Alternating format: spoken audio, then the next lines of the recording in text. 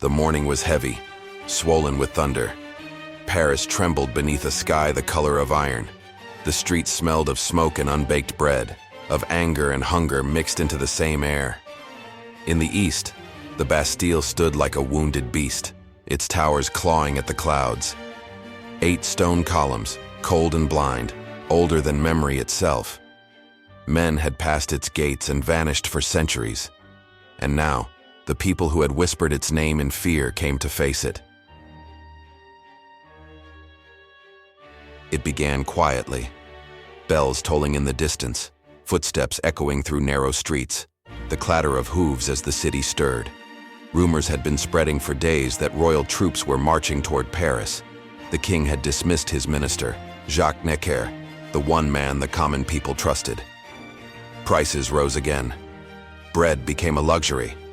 Soldiers of the Garde Françaises drank among the citizens, uncertain whether they still served the crown or the crowd. The air thickened with expectation, with something close to prophecy. At Versailles, the king himself slept soundly. When he opened his diary that morning, he wrote a single word: rien, nothing. To Louis XVI, July 14th promised no event worth remembering. He did not hear the thunder rolling toward his throne. 2 days before, in the gardens of the Palais-Royal, a young lawyer had leapt onto a café table. His name was Camille Desmoulins. His voice cracked with fury as he shouted above the noise of the crowd. "Citizens, they have dismissed Necker. To arms!" He tore a green leaf from a chestnut tree and pinned it to his hat. Green, the color of hope, the first flag of rebellion. The people followed his gesture, transforming Paris into a sea of leaves and fists. The revolution began not with a gunshot, but with the trembling voice of a stuttering man. Now, 2 dawns later, the color had changed. Green had turned to blue and red, the colors of the city itself. The crowd had raided the Hôtel des Invalides, seizing muskets and cannons. But they had found little powder, and everyone in Paris knew where the king had hidden it: inside the Bastille. The fortress had once guarded the eastern gate of medieval Paris. Its towers had seen plague, war, coronations, and betrayals. Over time, it had become a prison for those who displeased the crown, a warning carved into stone. Whispers spread that prisoners were chained in darkness, gnawing on bread crusts until death came as mercy. Yet modern scholars reveal much of that as exaggeration, born of fear and rumor. Still, what could not be denied was the symbol. The Bastille was the monument of absolute power, and the people wanted to see it fall. Inside its walls, Governor Bernard-René de Launay paced through the courtyard. He was not a monster, only a man trapped inside his duty. Born into command, he now ruled a fortress without purpose, a relic. He had fewer than 100 soldiers, most of them aging veterans and invalids. Yet in his cellars lay 300 barrels of gunpowder, recently delivered for safekeeping. Outside, that powder had another name: freedom. The crowd gathered before noon. Thousands filled the Rue Saint-Antoine, their faces pale beneath the smoke. Among them was Pierre-Augustin Hulin, a 30-year-old ex-officer turned laundress's son. He had seen the cannons taken from the Invalides and knew how to aim them. He took position near the moat, barking orders with a soldier's instinct. Around him, merchants, craftsmen, beggars, and soldiers stood side by side. The Third Estate, once voiceless, now armed. They shouted for the governor to surrender, to hand over the powder. From the walls, no answer came. Then the first shot rang out. No one remembered who fired it. Panic rippled through the ranks, followed by rage.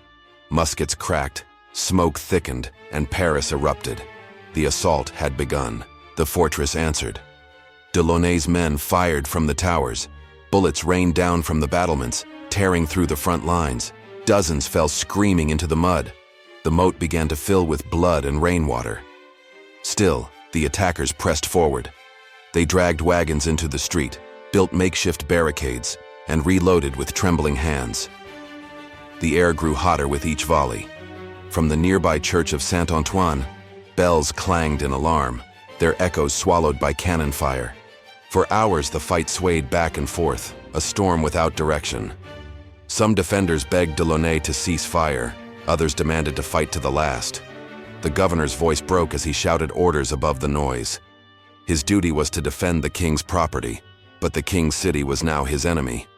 He sent a message through a crack in the gate, offering to negotiate if his men could leave alive.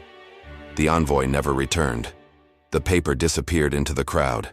By mid-afternoon, Hulin's men had dragged their cannons closer. They found an angle through the outer drawbridge, loaded with iron scrap, and fired. The gate shuddered. Smoke covered the square like a burial cloth. Inside, de Launay could smell the sulfur, feel the tremor beneath his boots. He knew that one lucky shot could ignite the powder beneath his feet and send the Bastille and half of Paris into the sky. He hesitated. To surrender was dishonor. To fight was suicide. Sweat darkened his collar as he stared at the last line of men still willing to fight. He looked at the tricolor flag rising above the mob. The sound that followed was not a roar, but a steady, endless hum. Thousands chanting for the walls to fall. The voices of Paris, unified in defiance. Finally, the inner gate cracked open. A white handkerchief waved above the battlement. The crowd surged forward, believing the fortress had surrendered. But confusion still reigned. Shots were fired again, perhaps by mistake, perhaps by fear. More bodies fell. De Launay, desperate, wrote a final note. "We will blow the Bastille and the whole quarter if you refuse the terms." The message was thrust through the gate on a pike. When Hulin read it, he laughed through the grime on his face. "It is a capitulation," he shouted. "They surrender." The drawbridge dropped. The mob poured in like water breaching a dam. They expected chains, dungeons, hundreds of political prisoners. Instead, they found only 7 bewildered men and the smell of damp stone. The governor stepped forward, pale, swordless, his uniform torn. He had surrendered honorably, yet he was no longer a commander, only a symbol of everything the people had endured. The first blow struck without warning, then another. Soldiers who once served the crown joined the crowd, and the line between justice and vengeance vanished. De Launay was dragged from the courtyard, beaten as he begged for death. Someone obliged. Moments later, his head was raised upon a pike, carried through the streets of Paris beneath the scorching light of evening. The city watched in silence. The first noble head of the revolution had fallen. The Bastille, the great fortress of fear, was no more than smoke and shouting. The smoke did not lift for hours, and when it finally thinned, Paris could see the skeleton of the Bastille, blackened and hollow, its towers bleeding ash into the gray sky. The crowd moved through the ruins in silence now, the fever of battle cooling into disbelief. Some knelt among the rubble, touching the stones as if to prove they were real. Others filled their pockets with fragments, wanting to carry a piece of victory home, proof that fear could be broken by human hands. At the gates, the body of Bernard-René de Launay lay where the mob had dragged him. He had tried to stand upright until the end, but the hatred that met him was older than his own name. When the final blow fell, the crowd froze in a stunned kind of triumph. The governor was dead, the Bastille was theirs, and Paris no longer belonged to the king. De Launay's head rose above the multitude, lifted on a pike and carried through the streets. The sun caught on his powdered hair, and it shone like the crown he no longer served. Even those who had begged for mercy hours earlier now followed the procession, cheering and weeping in the same breath. Women leaned from their windows with candles, lighting the path of the new era. The city had found a strange kind of unity and horror. The Bastille was gone, but something had been born in its place, something no one yet understood. Night spread across the rooftops, and the Seine reflected firelight instead of stars. In taverns and courtyards, people spoke of what they had seen. They told and retold the story until it sounded like legend. Each time the crowd grew larger, the walls thicker, the victory greater. By the time the last drunkard stumbled home, history itself had begun to change shape. At dawn, a messenger rode through the mud toward Versailles. He carried the news folded in his coat, his horse lathered with sweat. When he reached the palace, guards stared at him as if he had come from another world. Inside, the king listened without expression. He asked only one question. "Is it a revolt?" The answer came quietly. "No, sire. It is a revolution." That day, Louis wrote nothing in his diary. The word Rian would never appear again.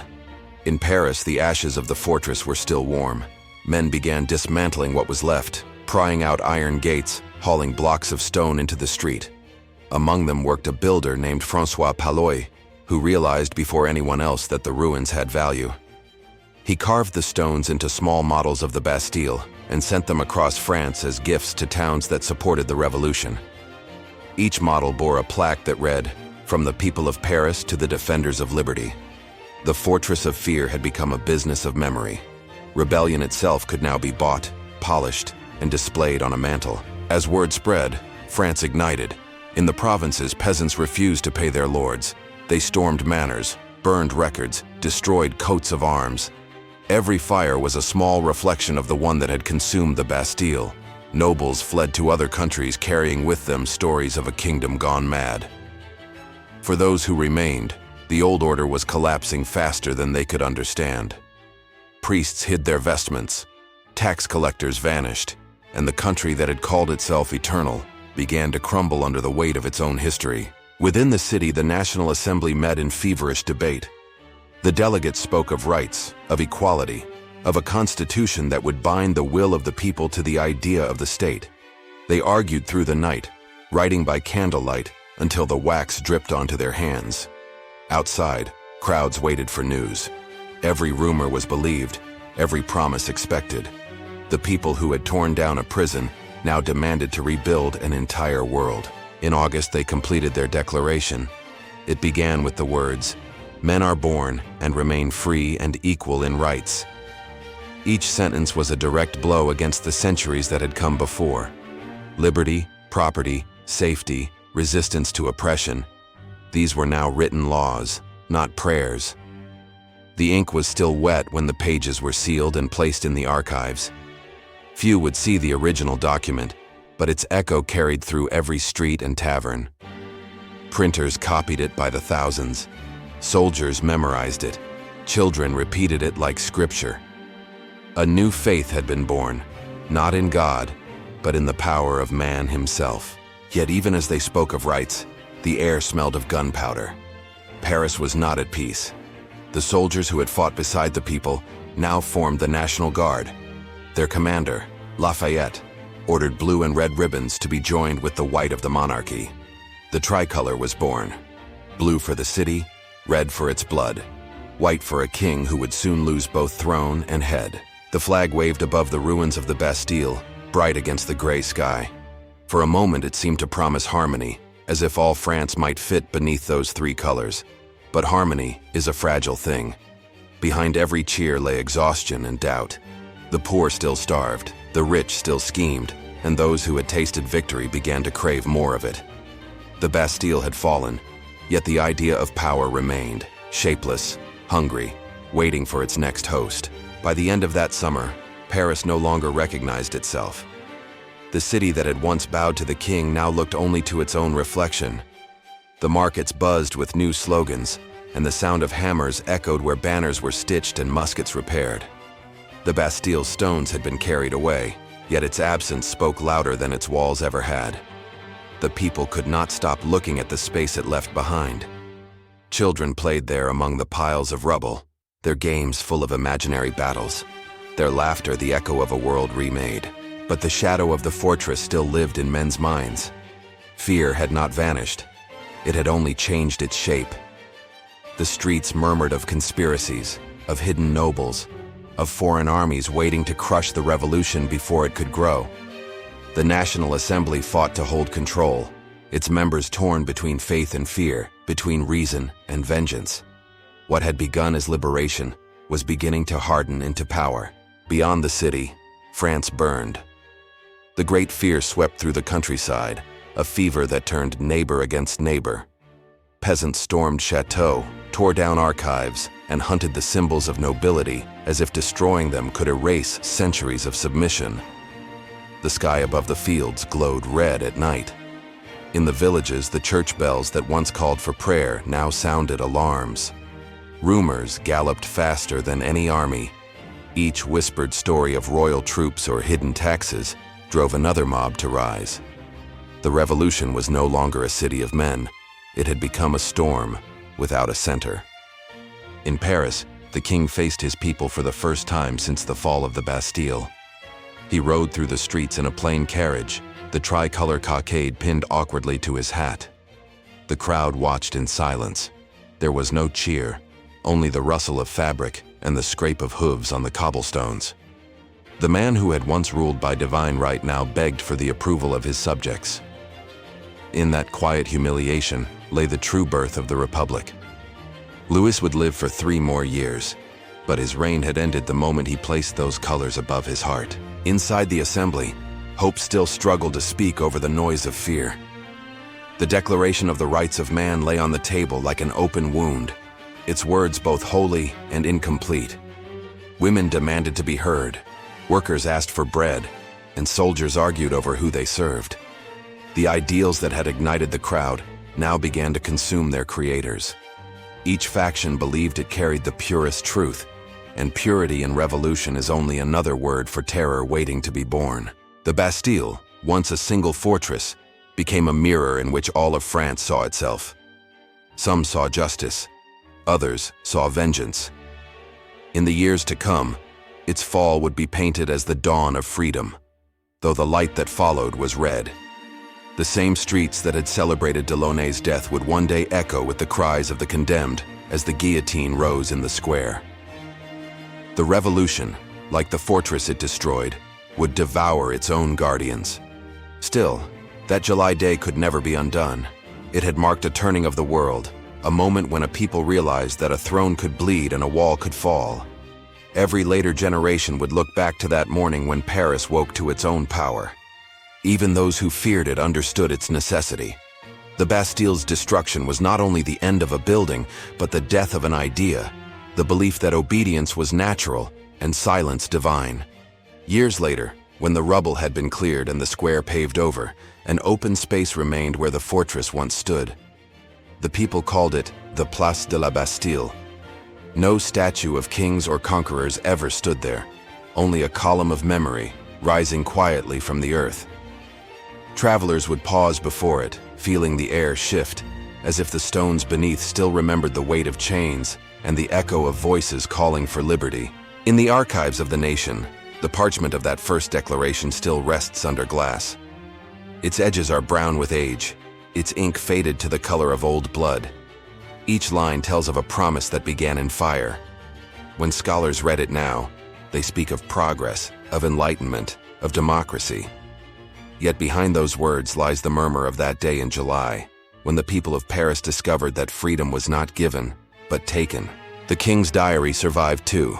On the page marked for July 14th, his neat handwriting remains. One word: rien. Nothing. He could not have known how wrong he was. For centuries after, the anniversary would be celebrated with fireworks and parades, with flags that fluttered in bright summer light. Children would learn to call it the birth of modern France, the victory of the people over tyranny. Yet the true sound of that day was not music or marching feet. It was the low rumble of a crowd realizing that history could be rewritten by their own hands. And so the fortress still stands, not in stone but in memory, in every act of defiance that followed. The Bastille fell, but its echo never did. If a single day could break the silence of centuries, what else might a people still be capable of?